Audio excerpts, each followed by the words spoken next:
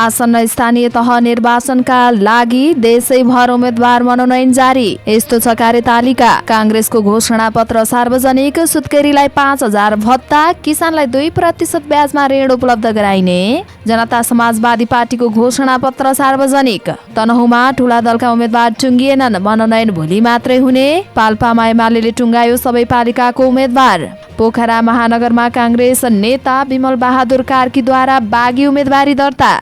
वीरगञ्ज महानगरको प्रमुखमा ठूला दलहरूको उम्मेदवारी दर्ता सोमबार मात्रै हुने। कक्षा 12 को परीक्षा तालिका परिवर्तन। WHO का महानिर्देशक डाक्टर गेब्रेयेससको नेपाल भ्रमण फलदायी रहेको स्वास्थ्य मन्त्री विनोद खतिवड़ाको भनाई। पोखराको मेयरमा 2 जना स्वतन्त्र उम्मेदवारहरूको उम्मेदवारी दर्ता। कांग्रेस र एमालेको भोट काटेर जित्ने, उम्मेदवारी दर्तापछि बालेन शाहको दाबी। गैंडाकोटमा गठबन्धनको विरोध गर्दै कांग्रेसका 55 जनाले दिए राजीनामा। मिस नेपालको लागि अडिसन सुरु।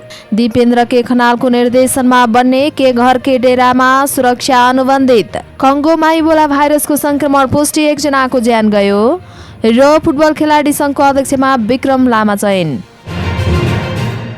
दर्शक महानुभावहरू नमस्कार। समाचारपाटी.com को न्यूज बुलेटिनमा यहाँहरूलाई हार्दिक स्वागत छ। म सावित्रा कोइराला। सदा झैं आज पनि हामी उपस्थित भइसकेका छौं। आज दिनभर के भए तपाईहरुका लागि मुख्य मुख्य समाचारहरू लिएर। हामीलाई कहाँबाट हेर्दै हुनुहुन्छ, देशभित्र हुनुहुन्छ भने आफू रहेको गाउँठाउँ जिल्लाको नाम लेख्नुहोला। विदेशमा हुनुभएको छ भने पनि आफू रहेको देशको नाम लेख्नुहोला। दैनिक हेर्नुहुन्छ यदि भने रेगुलर, अनि आज पहिलो पटक हेर्नुहुन्छ भने फर्स्ट टाइम लेख्न नभुल्नुहोला। र हाम्रो च्यानललाई सब्स्क्राइब गर्नुभएको छैन भने पनि सब्स्क्राइब गर्न नभुल्नुहोला। नजिकै आउने बेल आइकन क्लिक गर्नुहोला र ताजा समाचार हेर्नको लागि हाम्रो वेबसाइट www.समाचारपाटी.com लगइन गर्न पनि र हाम्रो फेसबुक पेज लाइक गर्न पनि नभुल्नुहोला। आउनुहोस् दर्शक महानुभावहरू, आज दिनभरका मुख्य समाचार सुरु गरौं। देशैभर उम्मेदवारी मनोनयन जारी। यस्तो छ कार्यतालिका शीर्षकमा रहेको यो जानकारीबाट। आसन्न स्थानीय तह निर्वाचन 2079 का लागि उम्मेदवार मनोनयन जारी रहेको छ। देशका 753 स्थानीय तहमा स्थापना भएका निर्वाचन अधिकृतको कार्यालयमा बिहान 10 बजेबाट उम्मेदवारको मनोनयन जारी रहेको निर्वाचन आयोगले जनाएको छ।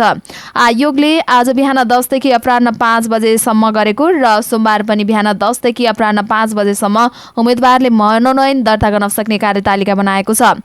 विगतमा स्थानीय तहको निर्वाचनमा उम्मेदवारी मनोनयन दर्ता गर्ने कार्यक्रम 1 दिनको रहेकोमा 1 दिनमा मनोनयन दर्ता गर्दा उम्मेदवार, राजनीतिक दल, निर्वाचन अधिकृतको कार्यालय समेतले चाप धान्न कठिन भएको र केही स्थानीय तहको उम्मेदवारी दर्ता भोलिपल्ट बिहानसम्म गर्नु परेकोले उम्मेदवारको मनोनयन 2 दिन राख्न राजनीतिक दल तथा सरकारवालाबाट प्राप्त सुझावका आधारमा आइतबार र सोमबार मनोनयन दर्ता गर्ने कार्यक्रम बनाएको आयोगको प्रष्टीकरण रहेको छ। यही वैशाख 8 गते देशभरका स्थानीय तहका केन्द्र रहेका स्थानमा निर्वाचन अधिकृतको कार्यालय स्थापना भएको छ। कानून बमोजिम स्थानीय तह सदस्यताको निर्वाचनमा उम्मेदवारी बन्न योग्यता पुगेका कुनै पनि व्यक्तिले कुनै पनि समयमा सम्बन्धित निर्वाचन अधिकृतको कार्यालयमा उम्मेदवारको मनोनयन दर्ता गर्न सक्ने जनाइएको छ।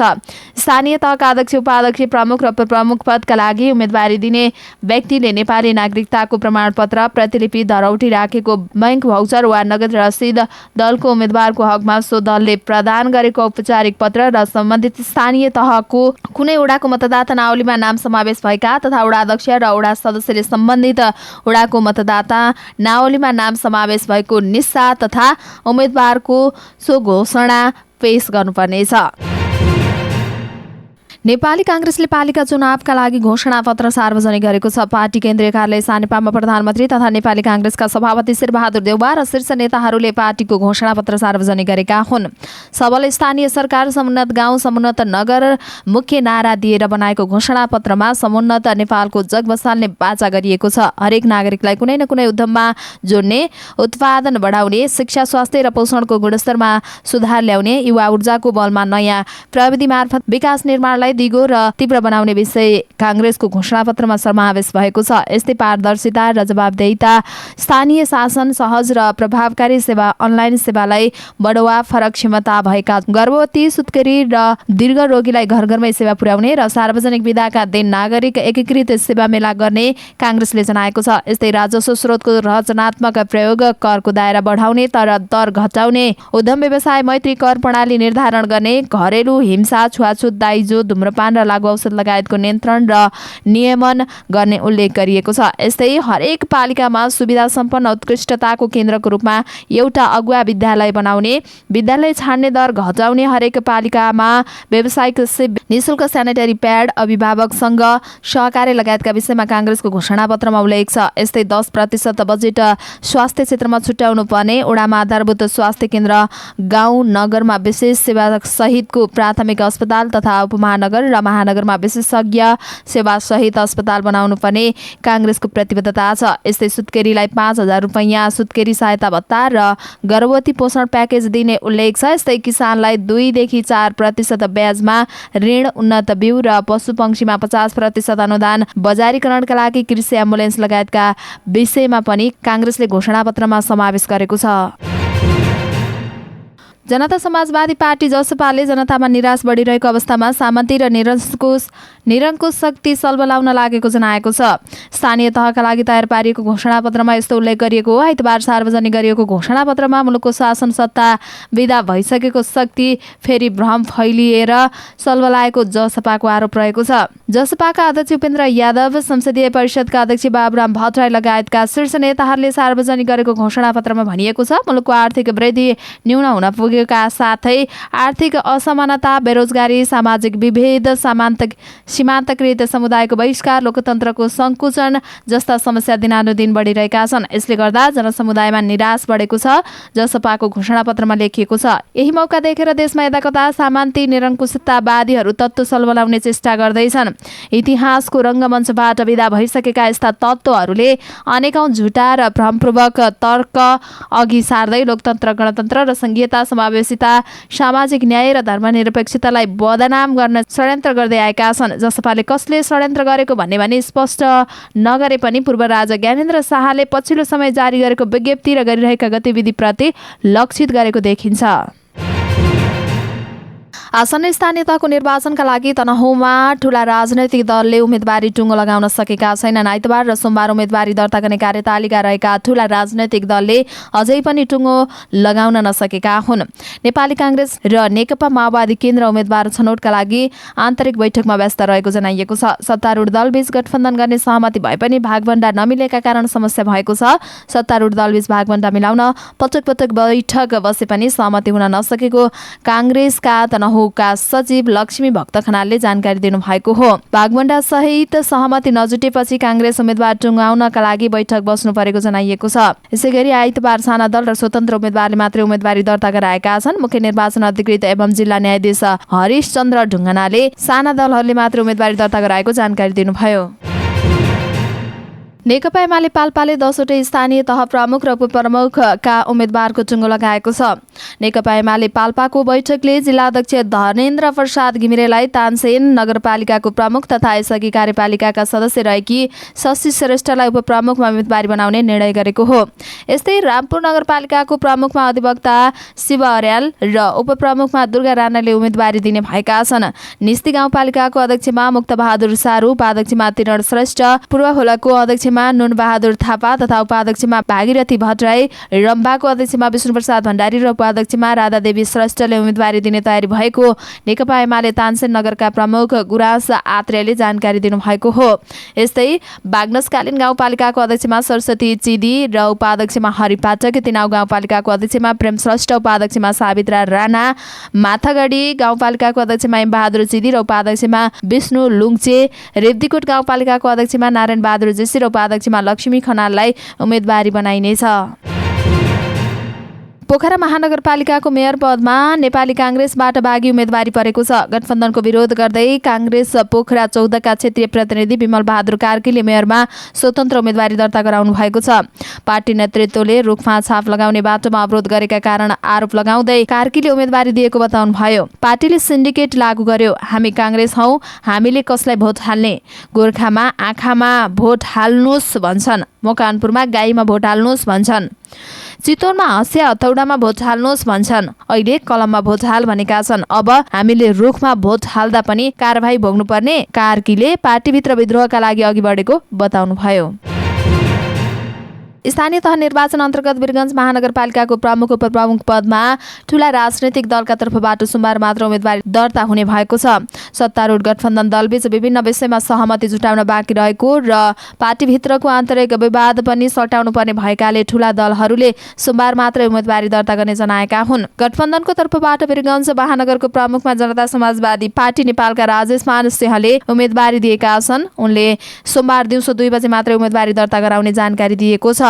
पार्टीभित्र आन्तरिक छलफल भइरहेको छ। भोलि दिउँसो 2 बजे मात्रै उम्मेदवारी दिने कुरा छ, सिंहले भन्नुभयो। वीरगञ्ज महानगरको वडाहरूमा गठबन्धनको टुङ्गो लागिसकेको छैन। आकांक्षीहरूले उम्मेदवारी दिए पनि नावली फिर्ता लिने दिनसम्म सहमति हुन्छ। निर्वाचन आयोगले आइतबार र सोमबार 2 दिन बिहान 10 देखि साँझ 5 बजेसम्म उम्मेदवारी दर्ताका लागि समय तोकेको छ। तर दलहरूले अधिकांश पालिकामा उम्मेदवारको टुङ्गो लगाउन नसक्दा सोमबार मात्रै मनोनयन दर्ता गर्ने जनाइएका छन्।